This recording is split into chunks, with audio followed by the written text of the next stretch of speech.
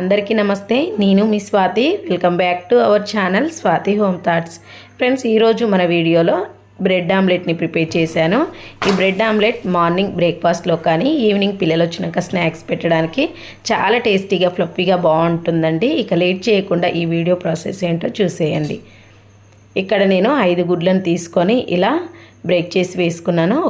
ఒక పెద్ద బౌల్లో ఇలా వేసుకొని ఇందులో కట్ చేసి పెట్టుకున్న ఆనియన్స్ వేయండి. నేను ఆనియన్స్ని ఒక పెద్ద సైజు ఉల్లిపాయ తీసుకొని కట్ చేశాను. అలాగే 1 టీ స్పూన్ వరకు కారం, కొద్దిగా కొత్తిమీర, 1/2 టీ స్పూన్ వరకు సాల్ట్, కొద్దిగా పెప్పర్ పౌడర్ వేసామంటే మిరియాల పొడి చాలా ఫ్లేవర్ బాగుంటుందండి. ఇలా టీ స్పూన్ వరకు మిరియాల పొడి వేసి అన్నీ ఈ బౌల్లో వేసేసుకోండి.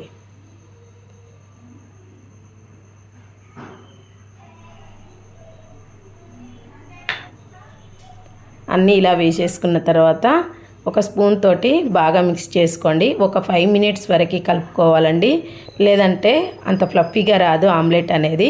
ఒక 5 మినిట్స్ వరకు కలిపేసుకోండి. ఇందులోనే చిటికెడు పసుపును కూడా వేసి కలర్ కోసం అండి, చాలా బాగుంటుంది కలరు. కొద్దిగా పసుపును వేసుకొని ఒక 5 నిమిషాల వరకు ఫాస్ట్గా ఇలా బీట్ చేసుకోండి.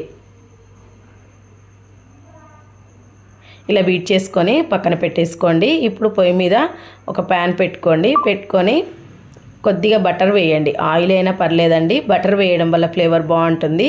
1/2 టీ స్పూన్ వరకు బటర్ వేసి ఇది మొత్తం అప్లై చేసి ఒక గంటతోటి ఈ మిశ్రమం అంతా పోసుకోండి. ఇలా వేసేసుకొని ఇందులో బ్రెడ్ స్లైసెస్ పెట్టుకోండి. ఇక్కడ నేను బ్రౌన్ బ్రెడ్ తీసుకున్నానండి, మిల్క్ బ్రెడ్ అయినా పర్లేదు. ఇలా బ్రెడ్ స్లైస్ పెట్టుకొని అటు ఇటు ఈ ఎగ్ మిశ్రమాన్ని అంటించి ఇలా వదిలేసారంటే సరిపోతుంది. వీడియోలో చూపిస్తున్నట్లుగా అటు ఇటు అంటించుకొని ఇలా ఒకదాని తర్వాత ఒకటి పెట్టుకొని మూత పెట్టేసి స్టవ్ని మంటని మీడియం ఫ్లేమ్లో కొద్దిగా బటర్ వేసి మంటని మీడియం ఫ్లేమ్లోనే ఉంచుకొని ఒక 5 నిమిషాల వరకు ఇలా కుక్ చేసుకోండి. ఇలా మూత పెట్టడం వల్ల ఆవిరితో చాలా చక్కగా ఉడుకుతుంది.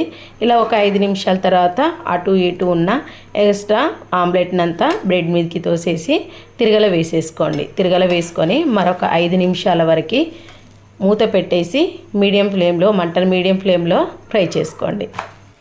అంతే, ఇలా తిరగల వేసాక మూత పెట్టేసి మరొక 5 నిమిషాల వరకు ఉడికించుకోండి.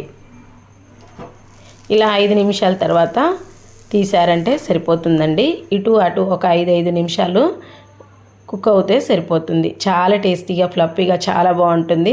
పిల్లలైనా పెద్దవాళ్ళైనా కొద్దిగా టమాటా సాస్తో తిన్నామంటే టేస్ట్ అదిరిపోతుందండి. అన్నీ ఇలానే ఎన్ని బ్రెడ్స్ మీరు చేసుకోవాలనుకుంటే అన్నీ ఇలానే కాల్చుకొని చేసుకోండి.